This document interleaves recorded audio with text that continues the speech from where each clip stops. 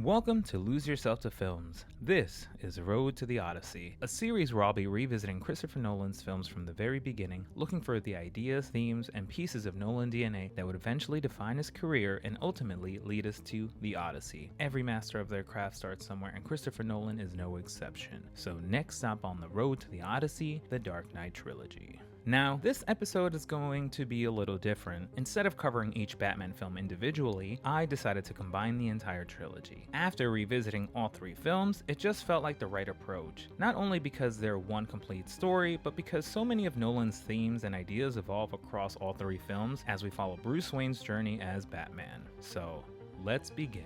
Released between 2005 and 2012, Christopher Nolan's Dark Knight trilogy became one of the most defining superhero trilogies in cinema. Across all three films, Nolan continues exploring many of the themes we've already been tracking throughout this series. So let's start with identity. In Batman Begins, Bruce struggles with the death of his parents and the wealth that's been left behind, so he abandons it all in search of purpose. He spends the next 7 years traveling the world, living among thieves and criminals, leaving behind the identity of Bruce Wayne, in an attempt to understand the very people he's sworn to fight. That journey eventually leads him to Henry Ducard and the League of Shadows, where he believes he's finally found the path he's been searching for. But when the League asks him to cross a moral line by executing a prisoner, Bruce refuses. He destroys the very place that trained him and returns to Gotham, taking their lessons with him while rejecting their philosophy.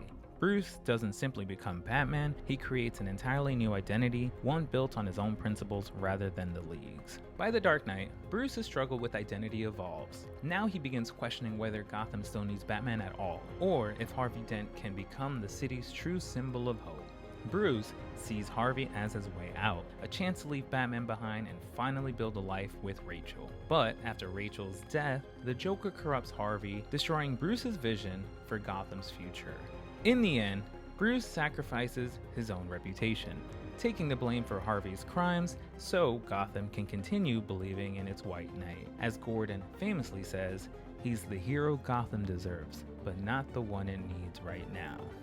And by The Dark Knight Rises, Bruce has lost Batman altogether. Now he has to rediscover who he is without the cowl, ultimately realizing that Bruce Wayne and Batman don't have to be separate identities.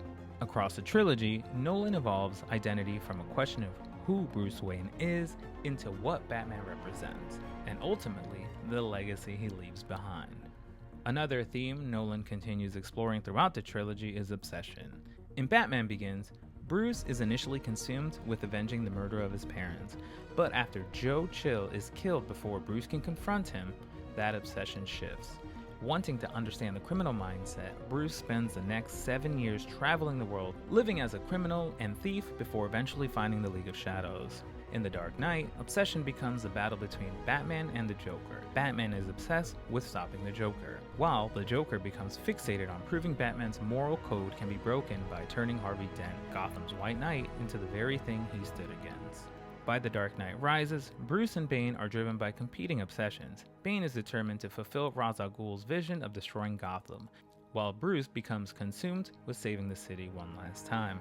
After defeating Batman, Bane imprisons Bruce in the pit, forcing him to watch Gotham fall apart from afar. Unable to do anything but watch, Bruce becomes consumed with returning home. Broken physically and emotionally, he pushes himself to do what so many before him couldn't: make the impossible climb without the rope, embracing the very fear he'd spent his life trying to overcome. Bruce's obsession with saving Gotham ultimately brings him back to face Bane one last time. So yeah, that wraps up part 1 of our journey through the Dark Knight trilogy. Next week, we'll finish the trilogy by looking at some of Nolan's biggest recurring themes, including fear, moral ambiguity, and the legacy Batman leaves behind. If you enjoyed this video, be sure to like and subscribe as we continue exploring Christopher Nolan's journey from independent filmmaker to one of cinema's most influential directors. Thanks for watching. I'll see you in the next chapter of The Road to the Odyssey.